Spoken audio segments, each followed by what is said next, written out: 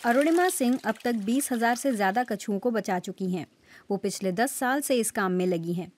वो turtle survivor alliance के साथ जुड़ी हैं। ये संस्था कछुओं की विलुप्त होती प्रजातियों को बचाने और उनके संरक्षण के लिए काम करती है। कौन इतने अच्छे से ट्रीटमेंट कराता है? मुझे बहुत अच्छा लगता है जब मैं कोई भी कछुए को बचा पाती हूँ, जब वो बहुत बुरी हालत में होते हैं, जब उनको लोग लेके जा रहे होते हैं और घाव होते हैं उनके हाथों में, लोग उनके हाथ और पैर बांध के ले जाते हैं, जब ट्रेड में ले जाते हैं क्योंकि उनका मूवमेंट ना हो। मैं जाती हूँ वहाँ पे, उनका ट्रीटमेंट करती हूँ। अरुणिमा मानती हैं कि पिछले 20 साल कछुओं के लिए बहुत बुरे साबित हुए हैं और इसकी बड़ी वजह उनका अवैध कारोबार और तस्करी है। साउथ ईस्ट एशियन कंट्रीज़ में काफ़ी डिमांड है। लोग या तो घरों में रखते हैं इनको एज अ पेट, या फिर इनको खाने के लिए इनका शिकार होता है, या फिर ट्रेडिशनल चाइनीज़ मेडिसिन्स में इनका इस्तेमाल होता है, जिसकी वजह से इनका शिकार किया जा रहा है।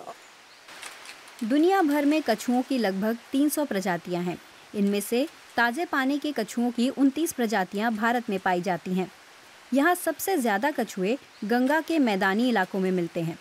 इनमें उत्तर प्रदेश से लेकर पश्चिम बंगाल तक का इलाका शामिल है। खासकर उत्तर प्रदेश में सबसे ज़्यादा दलदली इलाके हैं, इसलिए यहाँ कछुए खूब मिलते हैं। लेकिन अब उनके लिए खतरा लगातार बढ़ रहा है।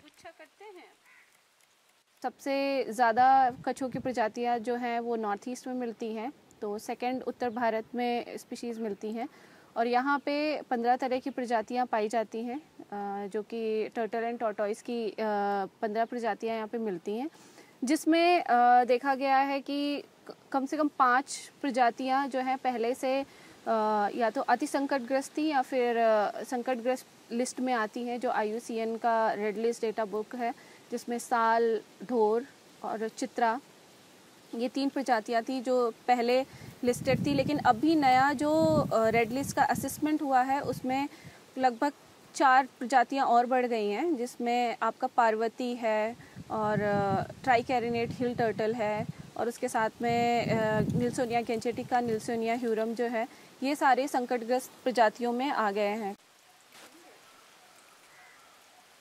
अरुणिमा उत्तर लखनऊ विश्वविद्यालय से जीव विज्ञान में स्नातकोत्तर की पढ़ाई कर रही थी जब उन्हें 2010 में कुकरेल घड़ियाल पुनर्वास केंद्र जाने का मौका मिला। यहीं से उन्होंने लुप्तप्राय जीवों के लिए काम करने का फैसला किया। अक्सर अरुणिमा अपनी टीम के साथ कछुओं के अंडे जमा करने दूर दूर तक जाती हैं। बाद में उनसे निकले बच्चों को एक साल सेंटर में रखने के बाद उनके प्राकृतिक बसेरे में छोड़ दिया जाता है। जैसे चंबल रिवर है, कतनिया घाट है, गंगा है, घाघरा है और यमुना है, ऐसी नदियों से सरजू है, यहाँ से नेस्ट को, टर्टल के नेस्ट को हम वहाँ से नीड को कलेक्ट करते हैं और इंक्यूबेट करके यहाँ पे रख के, और फिर उनके बच्चे निकलते हैं, फिर उनको 1 साल तक बड़ा करते हैं, क्योंकि 1 साल तक की टर्टल्स के ऊपर ज़्यादा थ्रेट्स होता है, क्योंकि वो नदी में चाहे वो चील हो या बर्ड्स हों, प्रीडेटर्स का अटैक का जो चांसेस होते हैं वो ज़्यादा होते हैं, तो इसलिए हम उनको उसी टाइम तक की यहाँ पे रखते हैं, एंड उसके बाद हम उनको जंगल में दोबारा से उनके बच्चों को, जहाँ से उनके एग्स को कलेक्ट किया था, वहाँ छोड़ देते हैं। अरुणिमा कहती हैं कि लुप्तप्राय जीवों के संरक्षण के लिए सबसे ज़रूरी है कि लोगों को उनके बारे में जागरूक बनाया जाए। कई बार उनके सेंटर में स्कूली बच्चे आते हैं। वो उन्हें कछुए दिखाने के लिए बाहर भी ले जाती हैं और उन्हें कछुओं की अहमियत के बारे में बताती हैं।